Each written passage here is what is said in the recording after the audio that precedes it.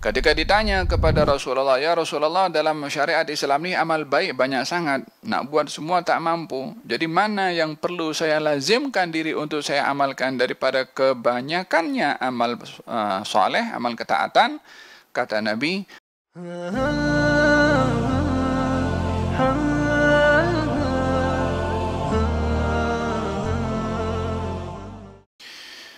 di dalam kita berzikir, di dalam hadis yang lalu saya bacakan banyak keutamaan dalam berzikir, ya, dan perintah daripada Allah di dalam Al-Quran memerintahkan kepada kita untuk berzikir dengan zikir yang banyak. Wadhkurullaha katsiran la'allakum tuflihun. Berzikirlah kamu dengan zikir yang banyak, menyebut nama Allah, semoga kamu berjaya. Ya ayyuhalladzina amanu dzkurullaha dzikran katsiran wasabbihuhu bukratan wa asila. Wahai orang beriman, berzikirlah kamu, menyebut nama Allah dengan banyak, bertasbihlah kepadanya pagi dan petang. Di dalam kita berzikir diperbolehkan berzikir secara bersendirian, seperti mana diperbolehkan berzikir secara ramai-ramai. Diperbolehkan berzikir secara senyap-senyap. Diperbolehkan juga berzikir dengan suara yang keras. Diperbolehkan berzikir dalam keadaan suci. Diperbolehkan juga, dianjurkan berzikir dalam keadaan suci. Diperbolehkan berzikir dalam keadaan hadas. yakni ibadah yang tidak memerlukan kepada satu syarat yang lazim untuk dilakukan adalah zikrullah. Setiap ibadah ada tuntutan dan syaratnya yang dituntut. Salat karena mesti berwudu, menghadap kiblat. Tidak sah kalau tidak menghadap kiblat atau tidak berwudu. Puasa karena ada niat dan dimulakan daripada terbit fajar sampai terbenam matahari. Tak boleh melakukan hal-hal yang membatalkan. Zakat bila mana orang itu mampu. Haji dia ada kaifiahnya sendiri, tak boleh pergi ke haji di bulan Ramadan, tak boleh pergi haji di bulan Rabiul Awal. Ada bulan-bulan tertentu. yakni ibadah ini ada tata cara dan syaratnya yang kalau tidak dilakukan mengikut syarat yang diminta maka tak sahlah ibadah itu. Kecuali zikir kepada Allah Subhanahu wa taala yang digalakkan untuk berzikir dalam segala keadaan. Berzikir dalam keadaan hadas, dalam keadaan bersuci, dalam keadaan duduk, berbaring dan berjalan, dalam keadaan berdiri, boleh berzikir sendiri, boleh berzikir ramai-ramai, boleh berzikir senyap-senyap, boleh berzikir kuat-kuat. Di masjid boleh berzikir, di rumah boleh berzikir, di kereta boleh berzikir, naik basikal boleh berzikir, exercise pun, riyadhah dekat taman boleh berzikir. Orang kadang-kadang kan kita nampak orang jogging itu, ada walkman di sini, ada earphone, tak tahu apa yang didengarkan kan. Kita husnudzan saja, mungkin karena kan salawat kau alangkah baiknya kalau sambil jogging la ilaha illallah, la ilaha illallah, atau bawa kalaupun akan ada lagu-lagu, biarlah lagu-lagu yang mengingatkan kita kepada Allah atau kepada baginda Rasulullah SAW daripada salawat. Sekarang Masya Allah banyak kasidah-kasidah yang membawa kita ingat kepada Allah Subhanahu wa taala, di antaranya intim. Ada Masya Allah ada lagu-lagu yang baru, boleh menjadi satu sambil kita berriyadhah, sambil kita juga berzikir kepada Allah Subhanahu wa taala. Paham tak?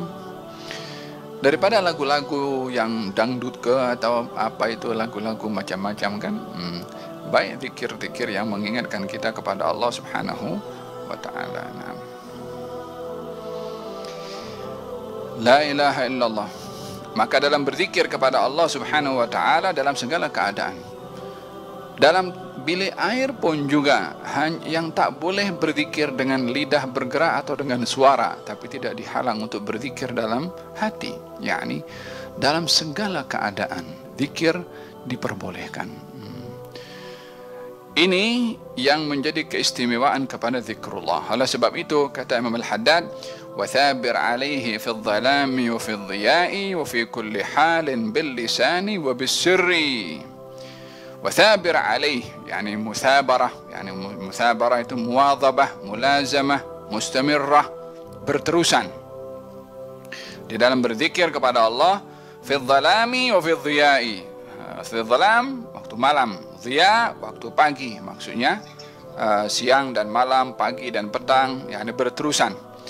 Wa fi kulli halin, bukan hanya pagi dan petang saja, tapi dalam setiap keadaan, berdiri, duduk, berjalan, berbaring. Walihada dalam Al-Quranul Karim Allah ketika menyebutkan tentang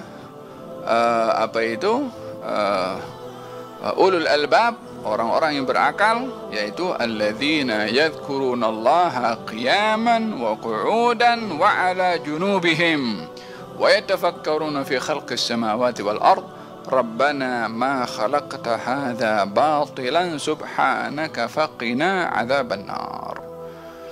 Mereka orang-orang ulul albab yang berakal adalah orang yang mengingati Allah.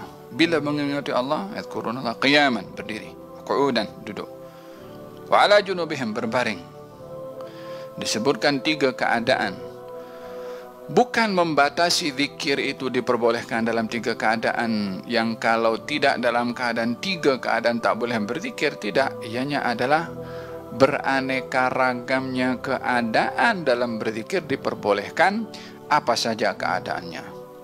Selain daripada berdiri, selain daripada duduk, selain daripada berbaring, berjalan, driving, dan seterusnya, ya.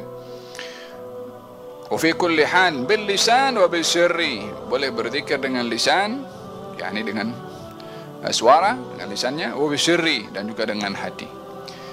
Yang utama sekali adalah berzikir di dalam hati, karena fungsi daripada zikir dan kesannya itu adalah di dalam hati.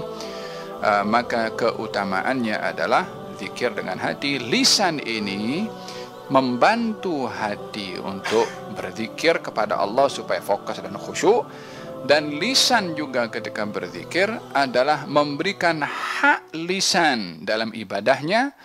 Selain daripada ibadah lisan itu berkata jujur, ibadah lisan,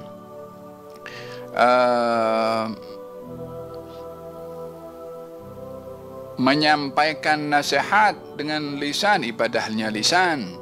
Termasuk ibadah lisan adalah zikrullah.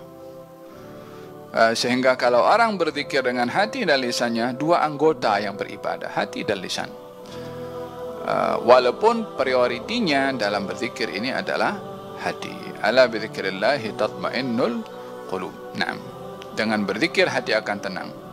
Ketika ditanya kepada Rasulullah, ya Rasulullah, dalam syariat Islam ini amal baik banyak sangat, nak buat semua tak mampu. Jadi mana yang perlu saya lazimkan diri untuk saya amalkan daripada kebanyakannya amal soleh, amal ketaatan? Kata Nabi, la yazal lisanuka ratban bidzikrillah. Biarkan lisan kamu basah dengan zikrullah. Dengan demikian secara khusus disebutkan oleh Nabi zikir dengan lisan, bil lisan wa bisirri, yaitu dengan hati.